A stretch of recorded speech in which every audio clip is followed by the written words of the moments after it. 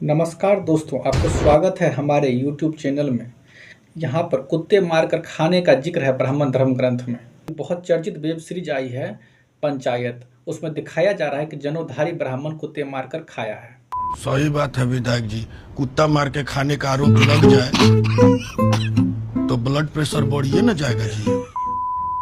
अब सवाल यह है कि क्या भारतीय समाज में कुत्ते मारकर खाना जायज है? आप तो चौंक रहे होंगे, अरे ये कोई खाने की चीज है, भारत में तो ऐसे ही सभी लोग वेजिटेरियन हैं, फिर ये कुत्ते कौन मारकर खाएगा? पर आपको जानकर हैरानी होगी कि कुत्ते मारकर खाने की चर्चा तो वेद में भी है, मनुस्मृति में भी है, महाभारत में भी है, बकायदा बड़ी डिटेल्स में लिखा है। मुझे तो ताज्जुब होता है जब कुछ लोग ये प्रचारित करते हैं कि भारत में जो लोग मांस खाते थे उन्हीं को अछूत बना दिया गया। ये कितनी बड़ी फेक न्यूज है दोस्तों। आइए किताब खोलते हैं और एक एक करके चेक करते हैं ताकि लोगों में जो फैली हुई गलतफहमियां हैं वो दूर हो जाएं। अब मैं कोई मैक्स मूलर वगैरह की विदेशी लेखकों की किताबें नहीं खोलूंगा, नहीं तो लोग नाक भौं तो ऐसे ही सिकोड़ने लगते हैं। तो इसीलिए मैं ब्राह्मण की लिखी हुई किताब ही खोलूंगा। शुरुआत करते हैं वेद से। अब ऋग्वेद के 4th मंडल 18 सूक्त का 13 नंबर मंत्र देखें। ये रेफरेंस मैंने लिया है डॉक्टर गंगा सहाय शर्मा, जिनकी किताब संस्कृत साहित्य पब्लिकेशन से प्रकाशित हुई है। ये क्या लिखते हैं? हमने खाने योग्य वस्तुओं के न होने पर कुत्तों की आंतों को पकाया था। क्या एक वेद से काम नहीं चलेगा? चलिए किसी दूसरे टीकाकार की किताब उठा लेते हैं। आचार्य वेदांत तीर्थ, जिनका ऋग्वेद मनोज पब्लिकेशन से छपा है, वो इसी मंत्र का अनुवाद कुछ इस तरह से लिखते हैं। भूख से पीड़ित होकर हमने अभक्षणीय श्वान की अतड़ियों को भी पकाया। अब श्वान मतलब कुत्ता होता है, संस्कृत में श्वान ही लिखा हुआ है, लेकिन हिंदी अनुवाद कुत्ता होता है। इन्होंने अनुवाद ही नहीं किया, श्वान को श्वान ही हिंदी में लिख दिया। क्या कहा? अब भी डाउट है? चलें किसी और टीकाकार का भी उठा लेते हैं। डाउट नहीं होना चाहिए भाई। वेद मूर्ति तपोनिष्ठ पंडित श्री राम शर्मा आचार्य द्वारा संपादित ऋग्वेद उठा लिया हमने, और ये भी इस मंत्र का कुछ इस तरह से अनुवाद करते हैं। हमने क्षुधा से पीड़ित होकर कुत्ते की अभक्षणीय अतड़ियों को भी पकाया। 3 से भी काम नहीं चल रहा, चौथा भी ले ले। चलिए वो भी पूरी कर देते हैं आपकी मुराद। अब गाजीपुर के ठाकुर कन्हैया सिंह जी के कर कमलों में अर्पित करने वाले राम गोविंद तिवारी जी की ऋग्वेद ही ओपन कर देता हूँ। वो इस मंत्र का अनुवाद कुछ इस तरह से लिखते हैं। हमने जीवनोपाय के अभाव में कुत्ते की अतड़ी को पकाकर खाया था। लीजिए, यहाँ तो साफ साफ जिक्र आ गया कि कुत्ते का मांस पकाया भी और खाया भी। अब ये बात सिर्फ वेद में नहीं लिखा है, वेद में जो बातें लिखी होती हैं यही बातें आगे भी प्रोपोगेट हुई। तो मनुस्मृति का लेखक भी इसी बात को चैप्टर 10 में दोहराता है। अब मनुस्मृति सबसे बेहतरीन मानी जाती है चौखंबा कृष्णदास अकादमिक पब्लिकेशन की, जिसके अनुवादक हैं पंडित श्री हरगोविंद शास्त्री। तो उन्हीं का अनुवाद दिखा देता हूँ। चैप्टर 10 के श्लोक संख्या 106 में वो लिखते हैं, धर्म तथा अधर्म को जानने वाले वामदेव ऋषि भूख से पीड़ित होकर प्राणों की रक्षा के लिए कुत्ते के मांस को खाने की इच्छा करते हुए भी पाप से लिप्त दूषित नहीं हुए। आगे के श्लोक 108 में लिखा है, धर्माधर्म के गुण दोष को जानने वाले विश्वामित्र मुनि भूख से पीड़ित होकर चंडाल के हाथ से कुत्ते की जंघा के मांस को लेकर खाने की इच्छा किए तथा उस निषिद्ध मांस भक्षण के खाने की इच्छा से पाप दूषित नहीं हुए। सुन लिया? क्या कहा? मनुस्मृति के भी कुछ और टीकाकार का दिखाऊं? चले वो भी दिखा देता हूँ। डाउट नहीं होनी चाहिए भाई। रुपेश ठाकुर प्रकाशन से छपी हुई मनुस्मृति, जिसके टीकाकार हैं श्री गणेश दत्त पाठक, वो भी चैप्टर 10 के श्लोक 106 का अनुवाद कुछ इस तरह से करते हैं, धर्म अधर्म को जानने वाले वामदेव ऋषि प्राणों की रक्षा के लिए क्षुधा से आर्त होकर कुत्ते के मांस को खाने की इच्छा की और उस पाप से वे लिप्त नहीं हुए। और आगे के श्लोक 108 का अनुवाद वो लिखते हैं, धर्म अधर्म के जानने वाले विश्वामित्र ऋषि भूख से आर्त होकर चंडाल के हाथ से कुत्ते के जंघे के मांस को लेकर खाने को तैयार हुए। क्या एक और दिखा दूं? भाई कितने आप लोग अनुवाद देखोगे जब बात वही लिखी हुई है घुमा फिरा के। अच्छा चलो एक और देख लेते हैं। प्रभात पेपरबैक्स पब्लिकेशन से छपी हुई, जिसके टीकाकार हैं डॉक्टर रामचंद्र वर्मा शास्त्री, वो अपने मनुस्मृति चैप्टर 10 के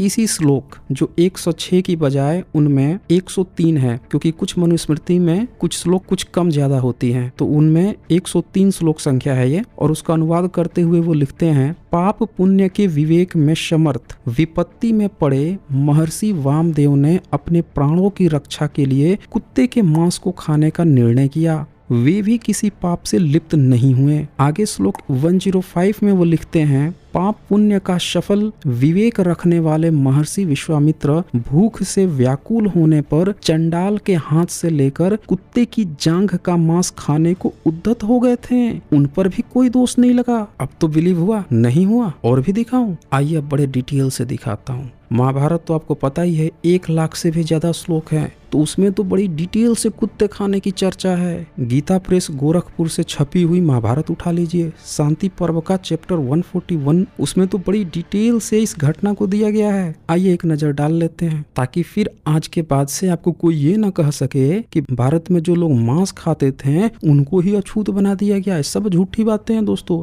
देखिए, ये महाभारत शांति पर्व चैप्टर 141 श्लोक 37 में लिखा है, विश्वामित्र ऋषि ने देखा कि चंडाल के घर में तुरंत के शस्त्र द्वारा मारे हुए कुत्ते की जांघ के मांस का एक बड़ा सा टुकड़ा पड़ा है। आगे श्लोक 38 में लिखा है, तब मुनि ने सोचा कि मुझे यहाँ से मांस की चोरी करनी चाहिए, क्योंकि इस समय मेरे लिए अपने प्राणों की रक्षा का दूसरा कोई उपाय नहीं है। आगे श्लोक 39 जो है वो तो ब्राह्मण को चोरी करने के लिए जायज बना देता है, क्योंकि ऋषि को चोरी करना है, मतलब ब्राह्मण को जो काम करना है वो शास्त्र सम्मत हो जाता है। अब देखें श्लोक 39 क्या कहता है, आपत्ति काल में प्राण रक्षा के लिए ब्राह्मण को श्रेष्ठ, समान तथा हीन मनुष्य के घर से चोरी कर लेना उचित है। यह शास्त्र का नियम है। सुना आपने? यानी कोई खुद को, चाहे वो जन्म से बोले ब्राह्मण या कर्म से बोले ब्राह्मण, उसके लिए चोरी जायज बना दिया भाई, और उसकी चोरी शास्त्र सम्मत हो गई। और एक मनुस्मृति है जो ये लिखता है कि शूद्र जिस अंग से चोरी करे उसका वही अंग काट दो, लेकिन ऋषि चोरी करे तो वो शास्त्र सम्मत हो जाता है। श्लोक 40 में तो बिल्कुल नीचता पे उतर जाता है। महाभारत का लेखक जातिवाद फैलाते हुए कहता है, पहले जो सबसे नीच है उसके यहाँ चोरी करो। देखिए क्या लिखता है, पहले हीन महापुरुष के घर से उसे भक्ष्य पदार्थ की चोरी करनी चाहिए। किसको?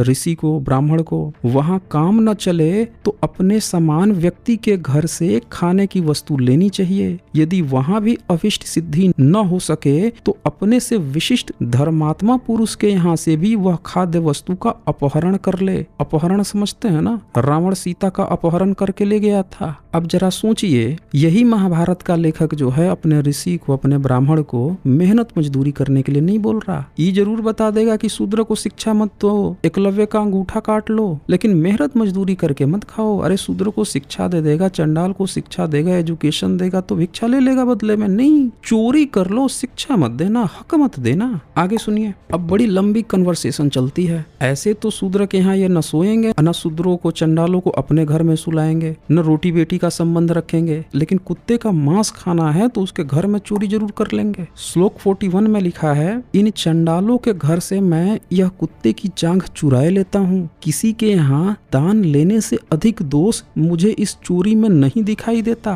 मतलब इनकी हदें देखिए कि ये चोरी करने को दान लेने के समान बता दिया। आगे लिखता है, अतः अवश्य ही इसका अपहरण करूंगा। श्लोक 42 में लिखा है, भरत नंदन ऐसा निश्चय करके महामुनि विश्वामित्र उसी स्थान पर सो गए जहाँ चंडाल रहा करते थे। श्लोक 43 में लिखा है, जब प्रगाढ़ अंधकार से युक्त आधी रात हो गई तो चंडाल के घर के सभी लोग सो गए। तब भगवान विश्वामित्र धीरे से उठकर उस चंडाल की कुटिया में घुस गए। चंडाल ने जैसे ही आहट सुनी जग गया और तीर धनुष उठा लिया। तो ये डर गया विश्वामित्र, अपनी प्राण याचना करने लगा। श्लोक 51 में विश्वामित्र कहता है, भूख के मारे यह पाप कर्म करने पर उतर आया हूँ। भोजन की इच्छा वाले भूखे मनुष्य को कुछ भी करने में लज्जा नहीं आती। भूख ही मुझे कलंकित कर रही है, अतः मैं यह कुत्ते की जांघ लेके जाऊंगा। टिका दिया था कि भाई ये कुत्ते की जांघ ही लेके जाऊंगा मैं। अब बहुत सारी बातें होती हैं। आगे श्लोक 7 में चंडाल विश्वामित्र को समझाते हुए कहता है कि देखो, कुत्ता जो है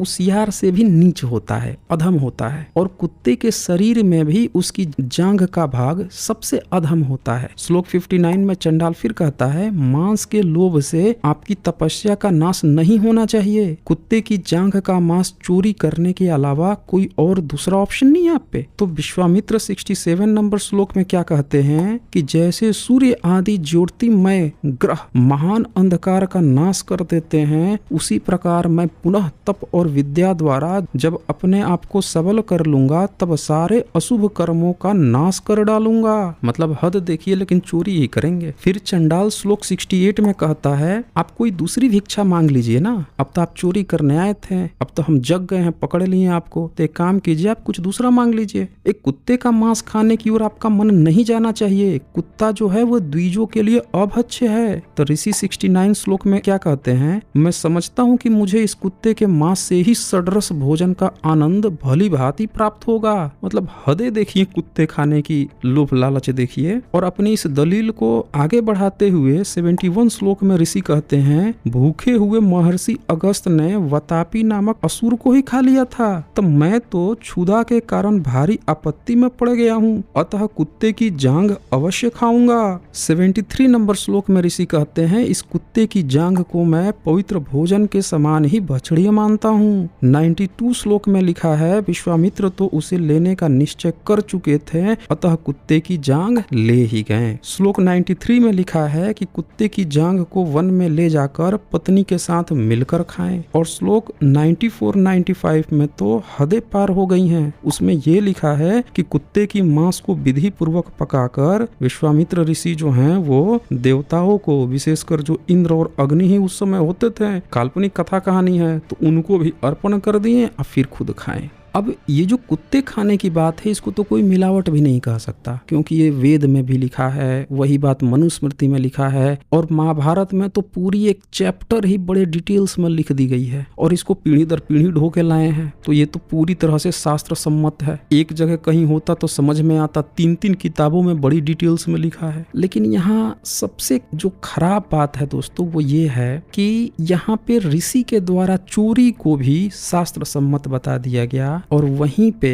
जहाँ पे भारत के ऐतिहासिक महापुरुष बुद्ध जिन्होंने पंचशील दिया, जिसका एक नियम ये भी है कि आपको चोरी नहीं करना है, उसी महापुरुष को इन्होंने जब वाल्मीकि रामायण लिखा तो उनके खिलाफ जहर उगलते हुए वाल्मीकि रामायण के अयोध्या कांड के 109 सर्ग के 34 नंबर श्लोक में बुद्ध को चोर बता दिया, चोर के समान दंड देने की बात कही। मतलब कितनी हदें हैं। इनका अपना ऋषि जो चोरी करता है उसको शास्त्र सम्मत बना दिए, अब बुद्ध को दंड देने की बात कह रहे हैं। मैं उम्मीद करता हूँ उन सभी लोगों का यह कंफ्यूजन दूर हो गया होगा जो ये लोग प्रचारित करते हैं कि भारत के मूल निवासी बहुजन लोग मांस खाते थे इसीलिए उनको अछूत बना दिया गया, बल्कि ये पूरी तरह से गलत है दोस्तों। आप यहाँ देख सकते हैं कि इनके जो ऋषि हैं वो कुत्ते का मांस खा रहे हैं, सडरस बोल रहे हैं कि ये सबसे स्वादिष्ट है, और तो और उसको शास्त्र सम्मत भी बता रहे हैं। तो दोस्तों इस वीडियो को ज्यादा से ज्यादा शेयर कीजिए ताकि सच्चाई सभी लोगों तक पहुंच सके। और आप लोग